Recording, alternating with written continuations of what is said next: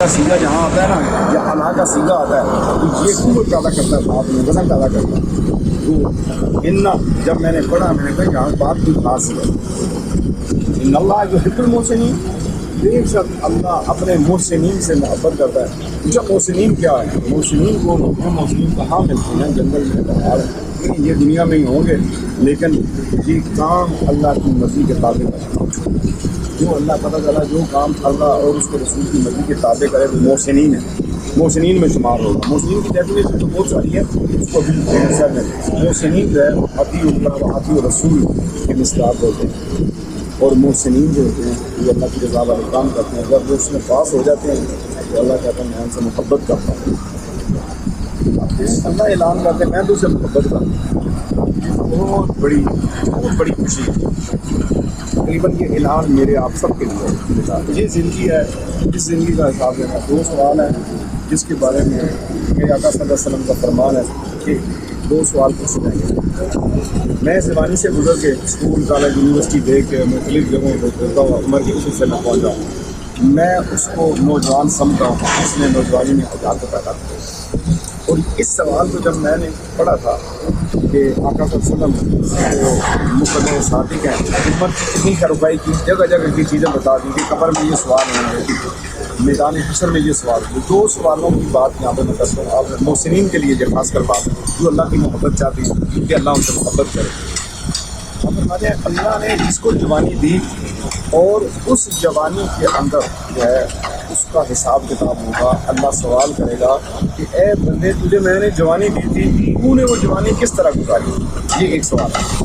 دوسرا کویشچن ہوگا تو نے مال کہاں سے کمایا اور کہاں پر خرچ کیا؟ ان دو چیزوں کا جواب جو دے دے گا وہ بغیر حساب کتاب کے آگے نہیں کرتا ہے۔ اب یہ دو چیزیں اب آپ اندازہ جائیں، میں اور آپ اپنی زندگی میں دیکھیں، بچپنا تو گزر گیا، سیٹیاں کرتے ہوئے اتنا گزر گیا، کوئی پتہ نہیں۔ جوانی جو ہے نا آج کے دور میں کم از کم 12 سال سے شروع ہے، 12-13 سال سے بچہ سمجھ رہا ہے، سوشل میڈیا کا زمانہ ہے، بہت شعور ڈیولپ ہو چکے ہیں، ٹھیک ہے۔ جو 17-18 سال میں بچے کو نہیں پتا ہوتا تھا وہ آج 12 سال میں پتا چل رہا ہے۔ تو یہ 25 سال تک جوانی عین جوانی کا زمانہ ہے۔ اس میں ہم نے کیا کیا؟ ہماری راتیں کیسی ہیں، ہماری تنہائیاں کیسی ہیں، ہمارے دوست کیسے ہیں، ہماری سوچ کیسی ہے، ہماری فکر کیسی ہے۔ اگر یہی ہمارے مسلم نوجوان کو فکر ہے کہ میں نے کمانا ہے، میں نے عہدہ لینا ہے، میں نے ترقی لینی ہے، میں نے CSP افسر بننا ہے، پھر وہ محبت الہی کے اندر آتا ہے۔ ہاں یہ ضرور ہے یہ بھی حاصل کریں، ڈاکٹر بنے، انجینئر بنے، سائنسدان بنے، علم حاصل کریں، لیکن اللہ کی رضا کے تابع رہیں۔ آپ جہاں بھی ہیں یہ خیال ضرور رکھیں، کوئی دیکھے نہ دیکھے اللہ دیکھے۔ یہ بات مجھے بڑی اثر کر گئی۔ مجھے کس نے بتایا کہ میرے ایک ساتھی کو نے کہا کہ ٹی وی پہ ایک پروگرام چلتا ہے، کوئی دیکھے نہ دیکھے شبیر دیکھے۔ میں نے کہا یہ تو بڑی بری بات ہے، یہ تو غلط بات کر رہا ہے۔ دنیا کی کوئی آنکھ کسی کو نہیں دیکھ سکتی میرے خدا کے علاوہ۔ آپ اپنے ماں باپ کو دھوکہ دے سکتے ہیں، سب کو دھوکہ دے سکتے ہیں، اللہ کو نہیں دیکھ سکتے۔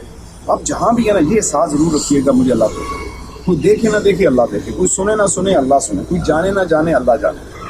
بس جب یہ خیال ہو گیا تو پھر ایسے ہی نوجوان کے بارے میں ایک حکم ہے کہ قیامت والے دن کوئی سایہ نہیں ملے گا، جنت کے اندر ایک ہی سایہ ہوگا، عرش کا سایہ۔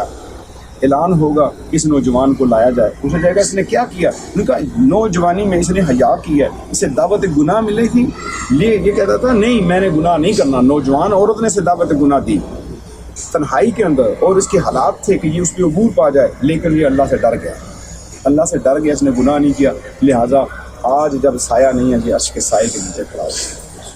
ہم اس زندگی کو دیکھیں، کل من علیہا فان، ہر چیز میں فنا ہو جانا ہے۔ اللہ تعالیٰ مجھے اور آپ کو عمل کی توفیق دے۔